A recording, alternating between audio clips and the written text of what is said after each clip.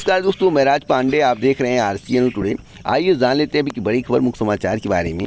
पहली बड़ी खबर पीजीटी परीक्षा को लेकर है। पीजीटी हिंदी अभ्यर्थियों की आपत्ति, पाठ्यक्रम के बाहर से पूछे सवाल। अभ्यर्थी बोले उपनिषद हिंदी पाठ्यक्रम में नहीं है शामिल।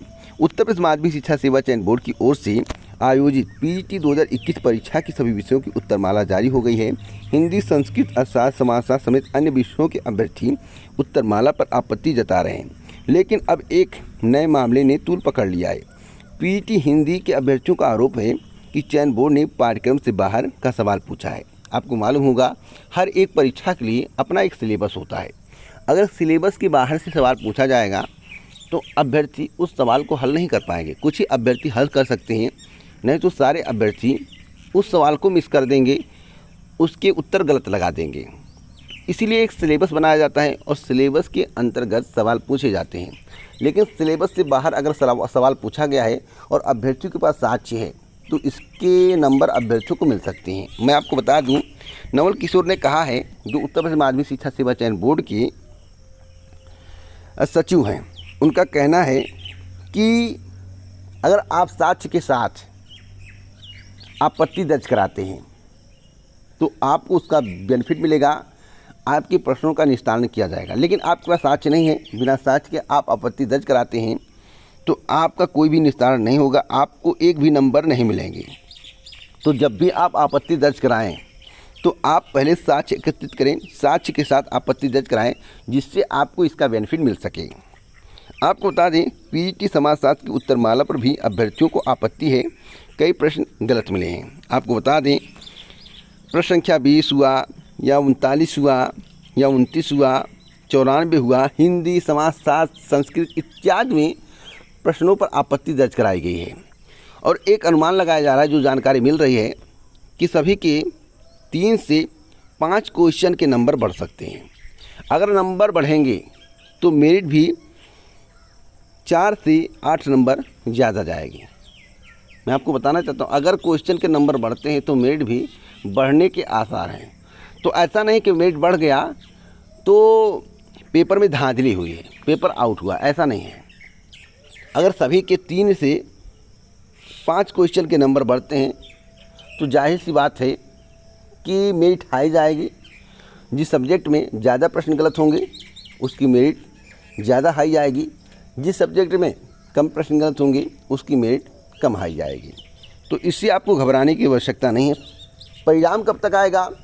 तो टीजीटी पीजीटी के संबंध में मेरे द्वारा आपको जानकारी दी गई थी कि 15 के बाद परिणाम जारी किया जाएगा, 15 सितंबर के बाद।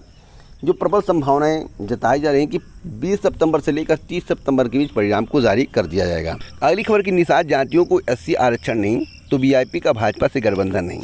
आपको मालूम होगा, इस समय भाजपा के द्वारा आरक्षण पर ज़्यादा फोकस किया जा रहा है। जो भाजपा कह रही थी कि आरक्षण घाटे का सौदा है, जो भाजपा जनरल की बात कर रही थी, वही भाजपा आज आरक्षण पर लगी हुई है।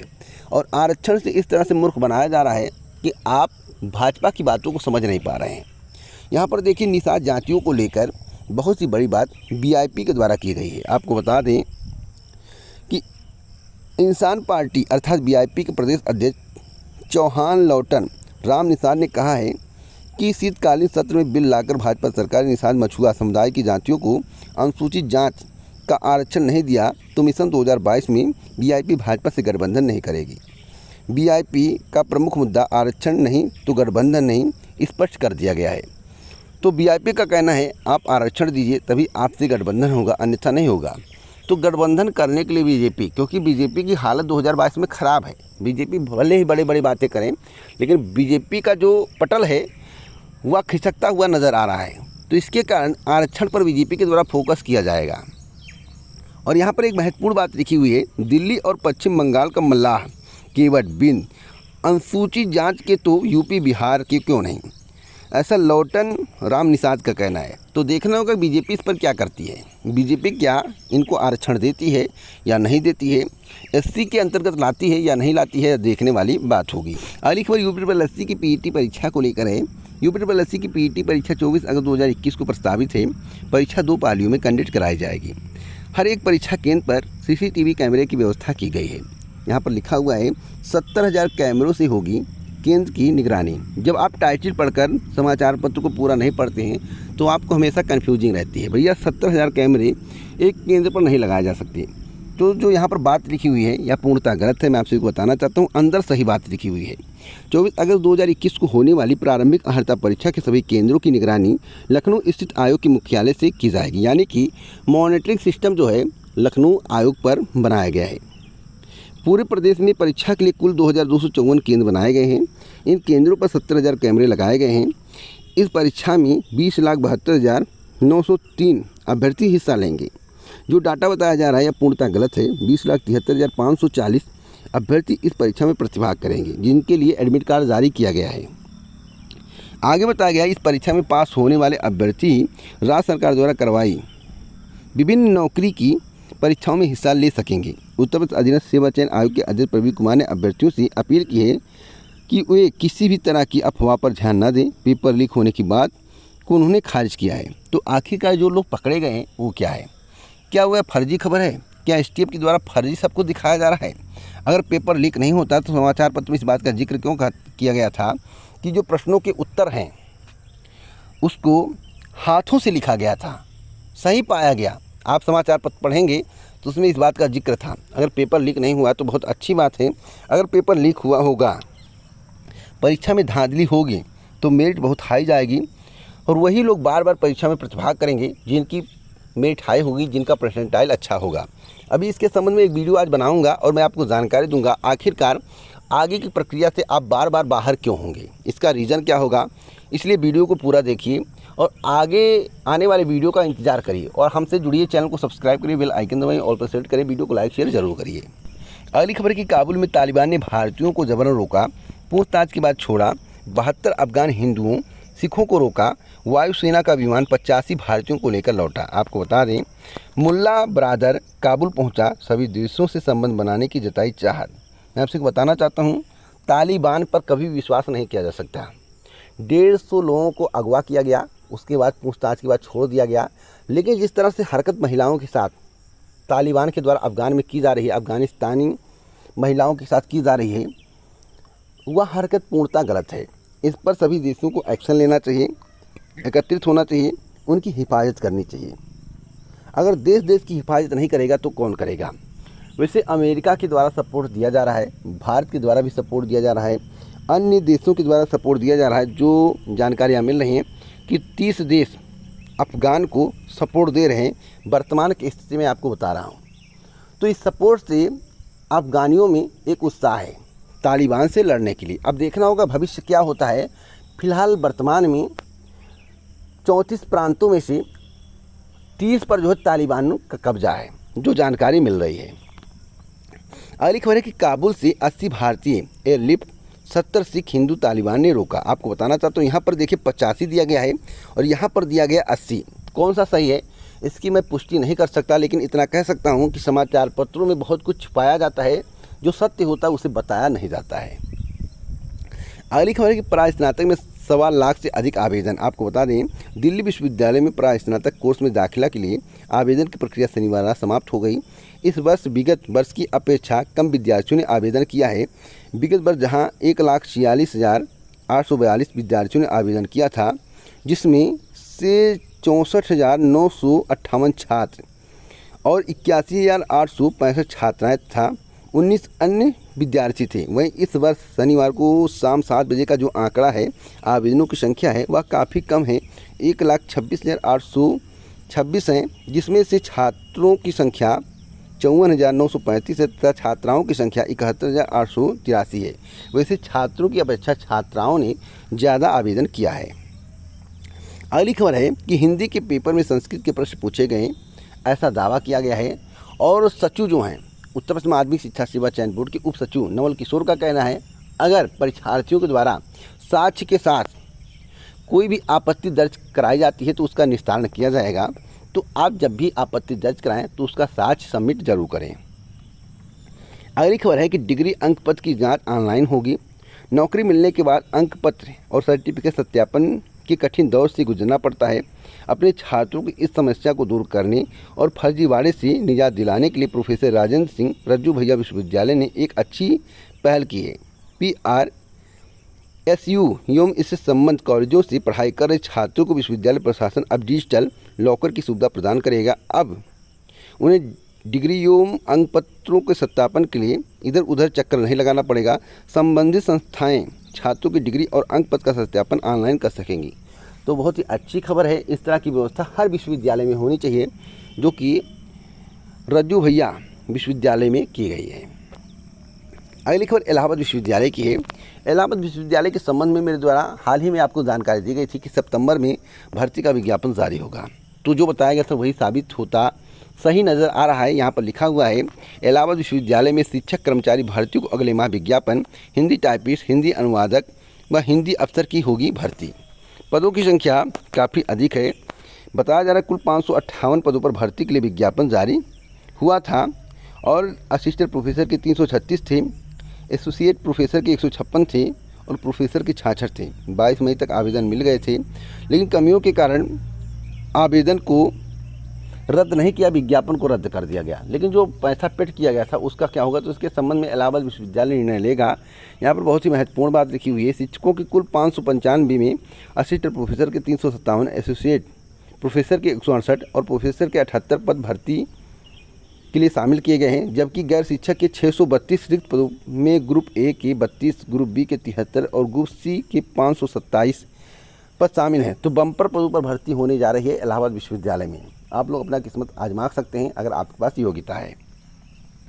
अगली खबर डीयू की है। दिल्ली विश्वविद्यालय में पीजी, एमफिल, पीएचडी के लिए पंजीकरण की दौड़ थमी। प्रास्नातक की 20,000 सीटों के लिए शाम 6 बजे तक 1,79,121 पंजीकरण। अगली खबर लखनऊ विश्वविद्यालय की है। पीएचडी प्रवेश परीक्षा का आगाज। लखनऊ विश्वविद्यालय में शनिवार से नियमित पीएचडी की प्रवेश परीक्षा शुरू हो गई है। पहले दिन 2 पालियों में 1 दर्जन विषयों के लिए ओल्ड कैंपस स्थित 2 केंद्रों पर परीक्षा हुई। इसमें 30% छात्र अनुपस्थित रहे। अन्य विषयों की परीक्षा सोमवार से शुरू होगी, उस समय क्लास नहीं चलेंगे। अगली खबर इलाहाबाद विश्वविद्यालय की है। शिक्षक भर्ती के संबंध में और ग्रुप सी, बी की भर्तियों के लिए हर एक समाचार पत्र में जानकारी दी गई है। तो बम्पर पदों पर भर्ती होने वाली है। आप लोग जो अपनी तैयारी शुरू कर दें। अगर आपको इस भर्ती में शामिल होना है, अगर आपके पास योग्यता है, तो आप अपनी योग्यता के आधार पर इस भर्ती में शामिल होकर नौकरी पा सकते हैं। अगली खबर पीटी हिंदी अभ्यर्थियों की आपत्ति।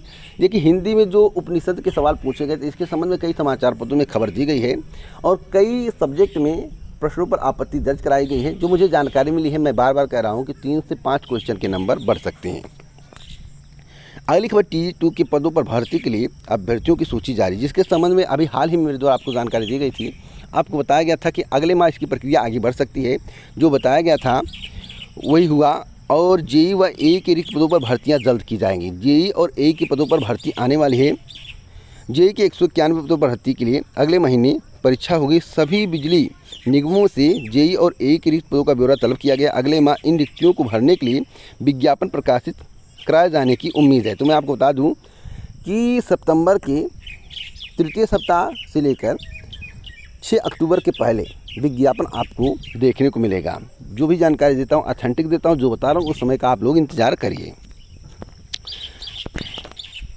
अगली खबर पीटी परीक्षा को लेकर। पीटी परीक्षा के लिए कई समाचार पत्रों में खबर दी गई है और यहाँ पर देख सकते हैं एक ही खबर हर जगह छपी हुई है। 75 जिलों में 2254 केंद्र बनाए गए हैं। लेकिन एक बात समझ में नहीं आ रहा है कि 20,72,903 अभ्यर्थी कैसे हो गए, जबकि आयोग के द्वारा जो आधिकारिक नोटिस जारी की गई थी उसमें बताया गया था कि 20,73,540 अभ्यर्थियों ने आवेदन किया है। तो क्या आपको लगता है जो आंकड़ा दिया गया है वह सही है? मैं आपसे बताना चाहता हूँ, एक खबर कई चैनलों के माध्यम से दिखाई गई और न्यूज़पेपर में गया, न्यूज़पेपर की वेबसाइट पर देखने को मिला कि 25,000 पदों पर मार्च 2022 तक भर्तियां होंगी। कौन कौन से पद होंगे, क्या नई भर्तियां होंगी या पुरानी भर्तियां होंगी? अगर इसके संबंध में आपको सही जानकारी चाहिए तो आप हमसे जुड़े रहें। इसके संबंध में एक स्पेशल वीडियो के माध्यम से आपको पूरी जानकारी दूंगा। अगर आपको इसी प्रकार की जानकारी चाहिए तो आप हमसे ज़रूर ये वीडियो को लाइक शेयर जरूर करें। एक खबर मैं आपको और देना चाहता हूँ यूपी टेट को लेकर। यूपी टेट में जानबूझकर विलंब किया जा रहा है और नई प्राइमरी शिक्षक भर्ती आप भूल जाइए। जैसा कि मेरे द्वारा आपसे कहा गया था कि वर्तमान सरकार नई प्राइमरी शिक्षक भर्ती देना नहीं चाहती है। 97,000 शिक्षक भर्ती की आप लोग मांग कर रहे थे। सरकार के द्वारा जो सुप्रीम कोर्ट में हलफनामा दिया गया था 51,112 का, वही भर्ती सरकार के द्वारा निकालने पर प्लान नहीं है। यानी कि सरकार किसी भी भर्ती का विज्ञापन जारी करना नहीं चाहती है और सरकार के द्वारा एक फर्जी आंकड़ा दिखाया गया था, जैसा कि शिक्षा मंत्री के द्वारा अपने ट्विटर हैंडल पर एक फर्जी आंकड़ा दिखाया गया था, जिसमें कई विभागों की भर्तियों के संबंध में जानकारी, 1 नंबर का फर्जी आंकड़ा है।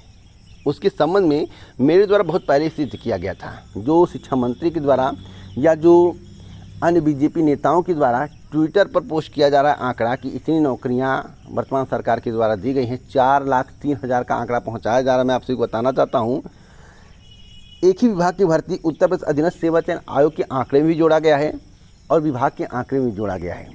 तो मेरे ख्याल से जो मुझे जानकारी है कि 2,93,000 से लेकर 3,21,000 के करीब पदों पर भर्तियां की गई हैं। 1 नंबर का फर्जी आंकड़ा दिखाया जा रहा है। कई भर्तियां उत्तर प्रदेश अधीनस्थ सेवा चयन आयोग की लंबित हैं, कई भर्तियां उत्तर प्रदेश लोक सेवा आयोग की लंबित हैं। और प्राइमरी शिक्षक भर्ती की जहां तक बात है, प्राइमरी शिक्षक भर्ती का अगर आप उम्मीद करके तैयारी कर रहे हैं, अन्य परीक्षाओं को छोड़ रहे हैं, तो मैं आपसे दरख्वास्त करूँगा, आपसे गुजारिश करूँगा कि आप लोग जो प्राइमरी शिक्षक भर्ती से ध्यान हटा दीजिए। हाँ, इसके लिए संघर्ष करिए, हो सकता है सफलता मिल जाए। उससे सरकार की मंशा नहीं है कि आपको प्राइमरी शिक्षक भर्ती का विज्ञापन दिया जाए, आप प्राइमरी शिक्षक भर्ती के लिए अप्लाई कर पाएँ, आपको प्राइमरी शिक्षक भर्ती में शामिल होने का मौका मिले। सरकार की मंशा है चुनाव जीत जाएंगे, 1,25,000 भर्तियां किए हैं, जैसी सरकार बनेगी फिर इसी तरह से लटका देंगे और आगे भविष्य में 2 साल पहले नई प्राइमरी शिक्षक भर्ती का विज्ञापन जारी करेंगे। इसका मतलब कि वर्तमान सरकार की इच्छा है कि जो भी विज्ञापन जारी होगा 2023 में आएगा, क्योंकि 2024 में लोकसभा चुनाव है, इसलिए उतने पदों को एकत्रित किया जा रहा है। जब ज़्यादा पद आते हैं तो लोग खुश ज़्यादा होते हैं, इसलिए वर्तमान सरकार चाहती है कम से कम 2023 में 1 लाख के करीब पदों पर भर्ती का विज्ञापन जारी किया जाए। तो क्या इस उम्मीद से आप बैठे रहेंगे या संघर्ष करेंगे? आप लोग अपनी राय कमेंट बॉक्स में दीजिएगा। इसी प्रकार की जानकारी के लिए चैनल को सब्सक्राइब करें, बेल आइकन दबाएं और सेट करें, वीडियो को लाइक शेयर करना मत भूलें। जय हिंद, जय भारत दोस्तों, नमस्कार।